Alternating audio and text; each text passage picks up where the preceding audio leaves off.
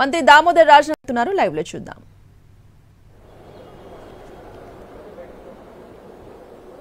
అని చెప్పేసి వాళ్ళు 15వ తేదీ ఈ నెల ఒక రిప్రజెంటేషన్ ఇవ్వడం జరిగింది. అందులో ప్రధానంగా మాకు వచ్చే స్టైఫండ్స్ గ్రీన్ ఛానల్ ద్వారా రావాలని చెప్పి ఎప్పుడు మాకు గత ఇన్ని సంవత్సరాల నుంచి కూడా మాకు ఎప్పుడు ఇబ్బంది కలుగుతున్నది, అది ఇబ్బంది కలగకుండా చూడండి అని చెప్పేసి. రెండోది మా ఉస్మానియా గాంధీ గొప్ప చరిత్ర ఉన్నది, కానీ హాస్టల్ బిల్డింగ్స్ బాయ్స్ హాస్టల్ కానీ గర్ల్స్ హాస్టల్లే కానీ డెంటల్ హాస్టల్లే కానీ అదే రీతిలో గాంధీకి సంబంధించిన హాస్టల్ బిల్డింగ్స్ కూడా లేవు సార్. ఇవి బాగా ఇబ్బంది కలుగుతున్నది. ఇకపోతే కాకతీయ మా కేఎంసీలో కూడా ఇంటర్నల్ రోడ్ చాలా దెబ్బతిన్నాయి. మాకు ఇమీడియట్లీ దానికి కూడా పరిష్కారం కావాలి. ఇకపోతే ఇంకో డిమాండ్, మాకు ఈ ప్రొటెక్షన్ అనేది కావాలి, పోలీస్ ప్రొటెక్షన్ అనేది. గతంలో జీవో ఇచ్చిర్రు, మెడికల్ డిపార్ట్మెంట్ పోలీస్ డిపార్ట్మెంట్ కూర్చొని చర్చించుకోవాలి అని ఈ రకంగా ప్రధానంగా ముఖ్య అంశాలని మా దృష్టికి తీసుకొచ్చిర్రు, లిఖితపూర్వకంగా ఇచ్చిర్రు. నేను 2 సార్లు వాళ్ళతో మాట్లాడినా, మా డిపార్ట్మెంట్ మా అధికారులు 4 సార్లు మాట్లాడిర్రు. అంటే ఇద్దరి మధ్యలో ఒక కమిట్మెంట్ తోటి ఒక డిస్కషన్ జరిగింది. ఆ డిస్కషన్ ప్రతిఫలమే మొన్న సుమారు 406 కోట్ల రూపాయల బీఆర్ఓ, ఇది చరిత్ర. ఇది తెలంగాణ ఇది జూడాసే కానీ హెల్త్ డిపార్ట్మెంటే కానీ మేమే కానీ ముఖ్యమంత్రిగా ధన్యవాదాలు తెలియజేయాలి. వారికి ఆ ఇంటెన్సిటీ సీరియస్నెస్ అర్థమైంది. లేలే మనం ఇమీడియట్లీ బీఆర్ఓ రిలీజ్ చేసేద్దాము. సుమారు 406 కోట్ల రూపాయల జీవోని రిలీజ్ చేసారు వాళ్ళు.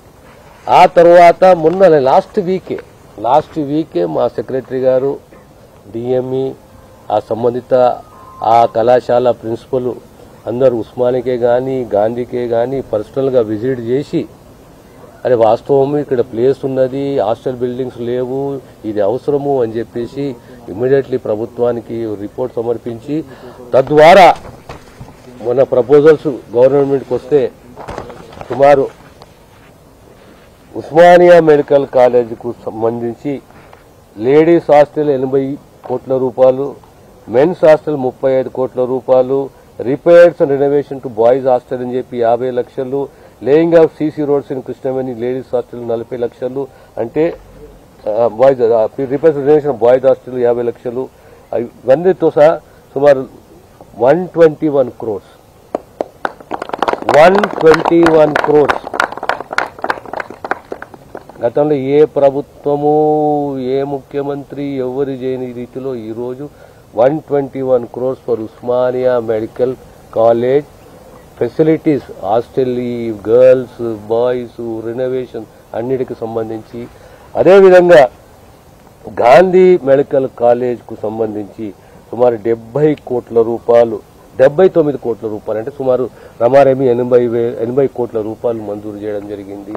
కాకతీయ మెడికల్ కాలేజ్కు 3.45 crores సీసీ రోడ్లు. మా యొక్క విద్యార్థులు మోటార్ సైకిల్ పోతున్నా యాక్సిడెంట్లు అవుతున్నాయి, పడుతుంటారు, గాయాలవుతున్నాయి, మాకు ఇమీడియట్లీ ఒక సీసీ రోడ్ కావాలని చెప్తే 3.45 crores తోటి ఒక సీసీ రోడ్ మంజూరు చేయడం జరిగింది. అదే రీతిలో ఇవన్నీ త్వరలోనే మేము టెండర్స్ పిలుస్తాము. మీకు అందరూ తెలిసిన విషయమే, బీఆర్ఓ కూడా 406 కోట్ల రూపాయల బీఆర్ఓ. మేము ఉట్టిగా మాట్లాడుతున్నాం, డాక్యుమెంటరీ ఎవిడెన్స్ మాట్లాడుతున్నాం.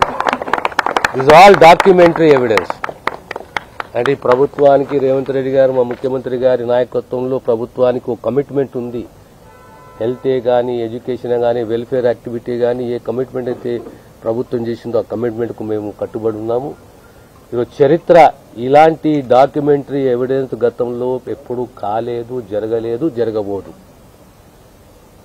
మీరు అడిగినరు, కూర్చున్నాము, అరే మన పిల్లలు ఏం అడుగుతున్నారు, ఈ డిమాండ్స్ ఏంటి, ఎంతవరకు మనం చేయగలుగుతాం. Yes, they are all genuine demands.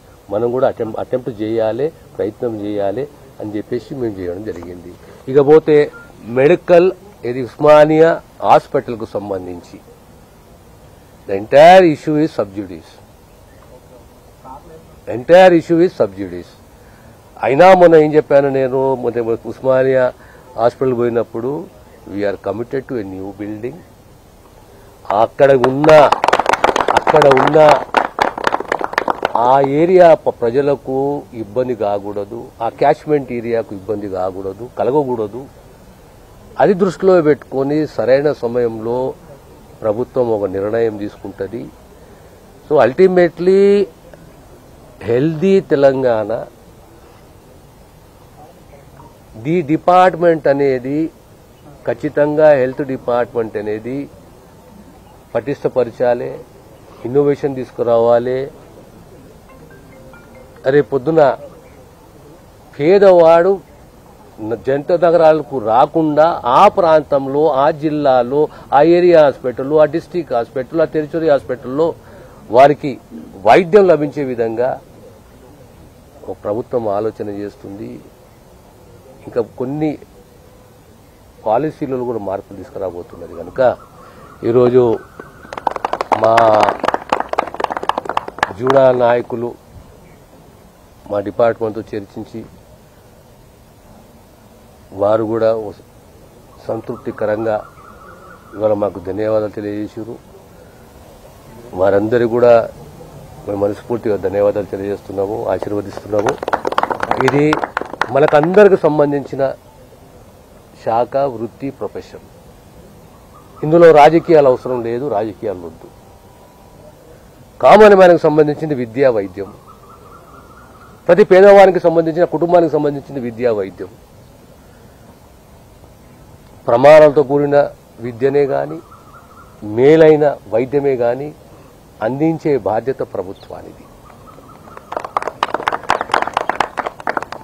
So let us all try to build a very healthy, strong health department wherein the common man gets absolute protection, the treatment, and is confident, and he owns the department, he owns the hospital. ఇది నా దవాఖానా, ఇది నా hospital. ఈ మధ్యలో మీరు చూసినట్టు